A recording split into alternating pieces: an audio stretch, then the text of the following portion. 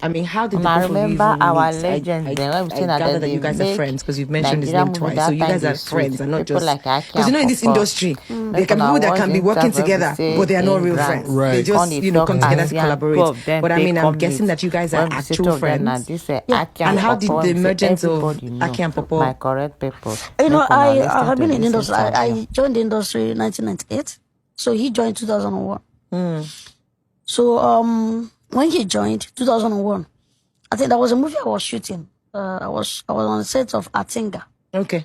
Atinga had Nkemowo, Jide Kosoko, Uncle Jide Kosoko, the late and the late Sam Loco.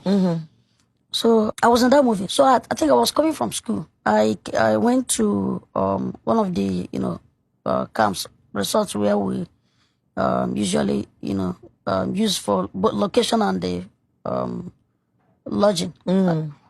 So I got there and I saw Sita.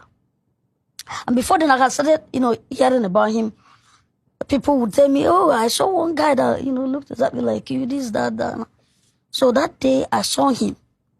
And immediately I saw him, I remembered, of course, because then I was still a student. So he walked in and I approached him because I knew he was a bit shy. And if I had waited for him to come, of course, he might not come. So I went to him and seeing somebody that looked like me, I was excited. So I went to him, we exchanged pleasantries and, we talked. I was happy, and I think after that meeting, less than a month or thereabouts, they called us for Akin. Wow. So that was actually the first. Really? That was the first movie we did together. Wow. And that was the blockbuster. They filmed that. This thing now, there's this new Nollywood and the old Nollywood, Do you understand me? It's a very annoying phrase. It's absurd.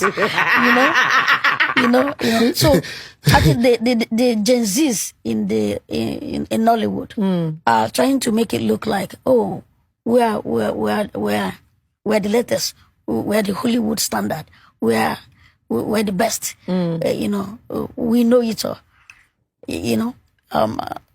But is it the fault of the Gen Z? I was just going to say that it's not even just them. It's not just them. Right? Let me tell you one thing that's common. I think it's general in Nigeria, but let me speak on the entertainment industry. Those before, right, tend to look, if you come, they tend to look down, who's this? Me, I've been in this business. I've been an auntie. She just came and said, hi.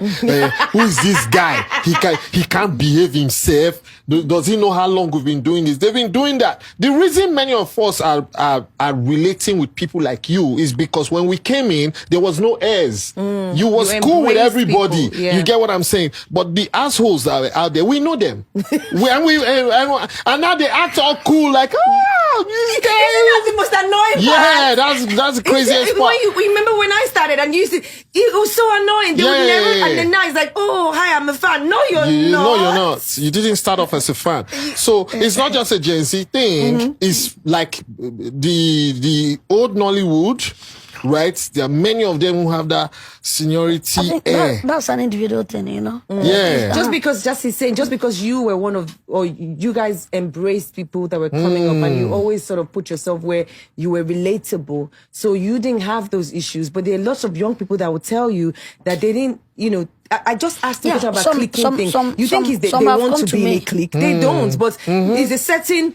there are people who I know who would say they don't rate skit makers because they feel like skit makers make you guys now look. And I'm like, what the hell? What the hell? And even the skit makers would tell you that they didn't receive love from certain people who were supposed to have. But that's true. That's taking them under their wings and said, okay, let's collaborate. It's almost like when they reach out to you, they have to almost beg you, Baba, please, when are you free? Baba, please come for my show now. You're like, call my manager, call my assistants, not knowing that those you meet on your way up are the same people that, do you know what I mean? You're going to meet on your way down. So how do we move the industry? No, but the thing is that when the manner this issue came up, the manner they were so much into it, I think is somehow part of the reason why I'm saying this. Initially, I remember, I think, was it 2005 15 or 14. I was on a set. Can't remember, but I was on one set and they were just discussing about it. It was this new generation, set of actors. They were just discussing about nobody should, they were the manner at which they were expressing, their discomfort about the things happening in the industry now. So they believe that they are the ones that know the job more than even the old ones. You understand? Revolting. Yeah, but something like that. So I spoke to one person. I asked the person, what is happening? The person said, oh, I don't know. So that's the new thing in the industry. There's this old Nollywood and new Nollywood. You see, the truth is, whatever character you employ, you understand, it is you. You can't use one person's character to judge we are too many of us in the industry. So if one person, any person, they see an arrogant person is an arrogant person. You can't take it away from the person. So if one person had,